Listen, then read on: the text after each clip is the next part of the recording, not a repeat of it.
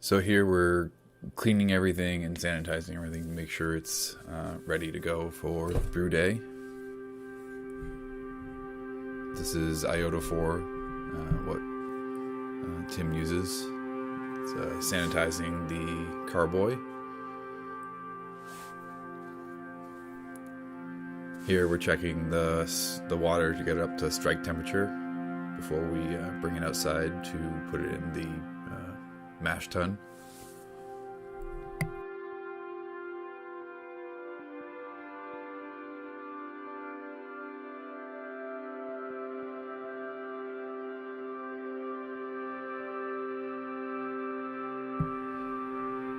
Once it's up to strike temp, we bring it outside to put it into the mash tun.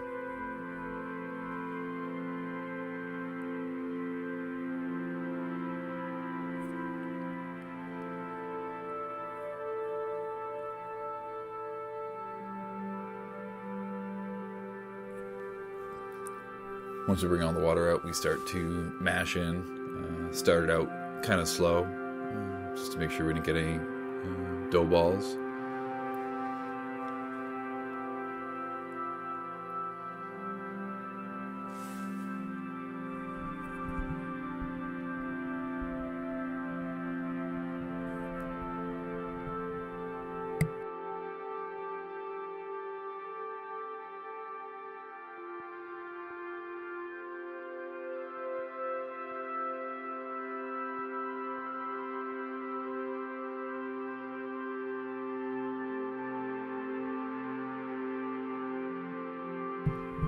After a while of that, we decided to just go with the whole bag.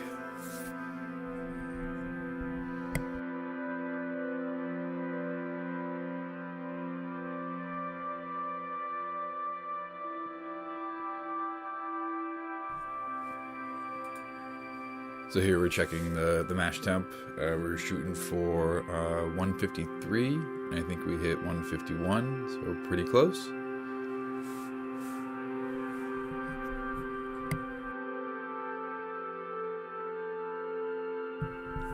The mash tun's covered in insulation, but just a little bit extra. We cover it with a blanket, and it was pretty cold that day.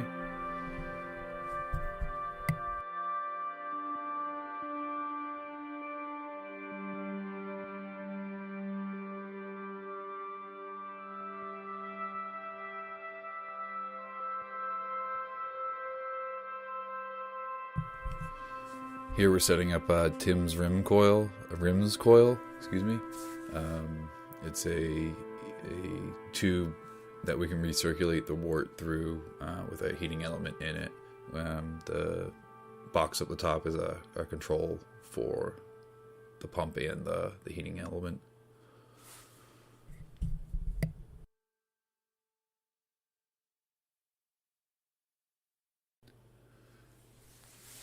Here we're connecting up the pump to the mash tun and the rims coil so we can recirculate as we're mashing.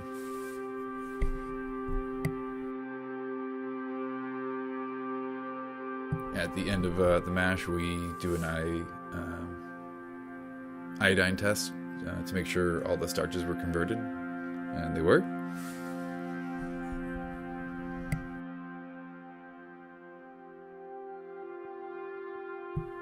Next, we boiled for an hour in a separate kettle.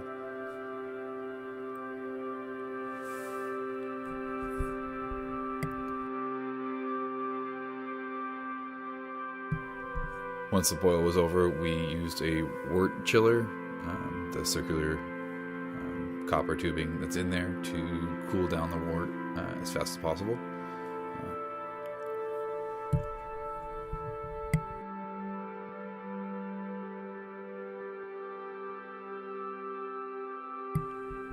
Once the wort was chilled, we transferred it into the carboy just by gravity.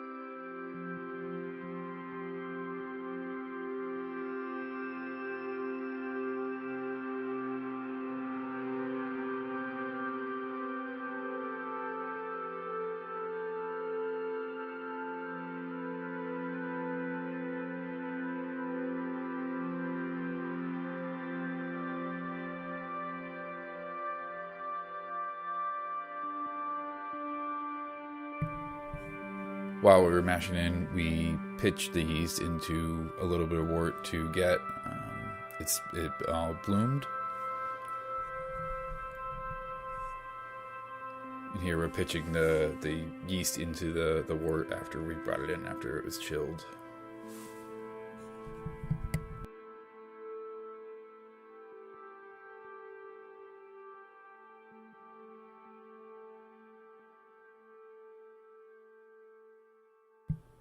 And our last step was we oxygenated the wort. Tim had an oxygen stone, and that is a oxygen tank from I think a butane torch.